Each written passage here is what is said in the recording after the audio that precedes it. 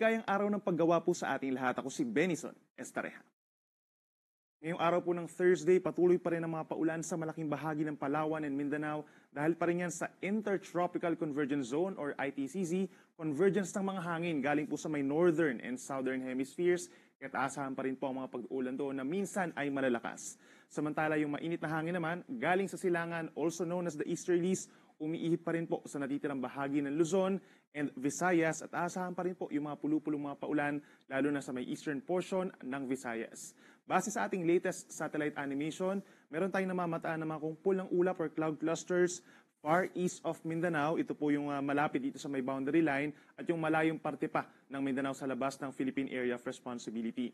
Yung nasa may boundary line po, possible na may mabuo diyang low pressure area sa susunod na 24 oras or hanggang bukas ng madaling araw. And this low pressure area ang inaasahang magpapaulan sa marami pang lugar sa ating bansa, particular sa may Southern Luzon and Visayas, hanggang sa weekend. Kaya patuloy po natin itong mamonitor. Mababa naman yung chance na maging isang bagyo, pero inuulit natin, makakaapekto at posibleng mag-cause pa ng mga pagbaha at landslides in many areas of our country. Ngayong araw po ng Thursday, aasahan pa rin sa malaking bahagi ng Luzon ang epekto ng easterlies.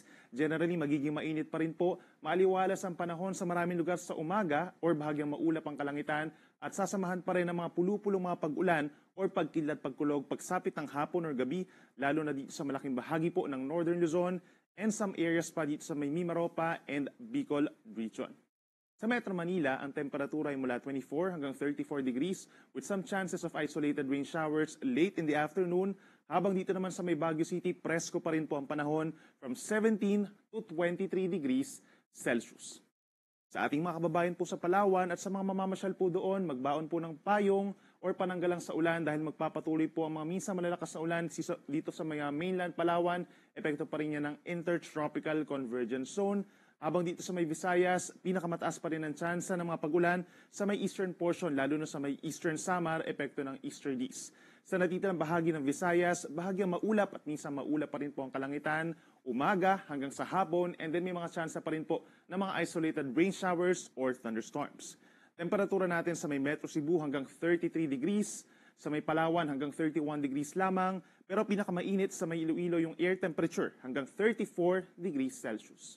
At sa ating mga kababayan naman po sa Mindanao, bagamat may mga pagkakataon pa rin sa umaga hanggang tanghali na hindi naman po umuulan or maaliwalas ang panahon, pagsapit ng hapon hanggang sa gabi, malaking bahagi na po ng Mindanao ang magkakaroon muli ng makulimlim na panahon or maulap na kalangitan at sasamahan pa rin yan ng mga minsan malalakas na mga pag-ulan, lalo na sa may Zamboanga Peninsula, Bangsamoro Region, and Socsadgen, dulot pa rin yan ng ITCZ, kaya make sure po na meron dalang payong at mag-ingat pa rin po sa banta ng mga pagbaha at pagguho ng lupa.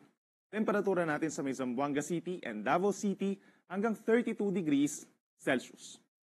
Kahapon po nakapagtala tayo ng pinakamataas na heat index sa may Dagupan City, Pangasinan hanggang 46 degrees Celsius. At sinundan naman po sa may Cavite City and Masbate City na hanggang 44 degrees kahapon ng tanghali. And over Metro Manila, umabot din sa delikadong level ng heat index 43 degrees sa may Pasay City at 39 degrees naman dito sa may Quezon City.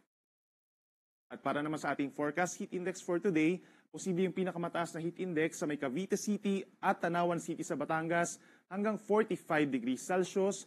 Susundan dito sa may Pasay, mas aangat pa po yung ating mararamdamang init dito sa tanghali, posible hanggang 44 degrees at mananatili ang 39 degrees over northern portion of Metro Manila.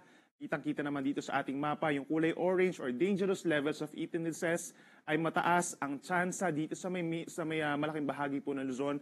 We're talking of Palawan, dito sa may Mindoro, sa may areas ng Camarines Sur, Masbate, dito sa may Cagayan, Isabela, La Union, Pangasinan, at sa marami pa pong lugar sa mga kapatagan po natin dito sa may Central Luzon and Calabarzon, as well as Metro Manila, may mga lugar po dyan na magiging matindi pa rin ang init. Kaya make sure po na hydrated pa rin tayo at kung lalabas ng bahay, magsuot lamang po ng preskong damit at saka po magdala ng pananggalang sa init para iwas sikat ng araw po na direkta, kagaya po ng payong, sombrero, or even yung ating mga fans. At para po naman sa detalyado pang heat index forecast, iskan lamang po yung QR code na nakikita nyo sa inyong screen or bisitahin pa rin yung pag-asa.dust.gov.ph/weather/heat-index. Para naman sa lagay ng ating karagatan, wala po tayong aasahan pa rin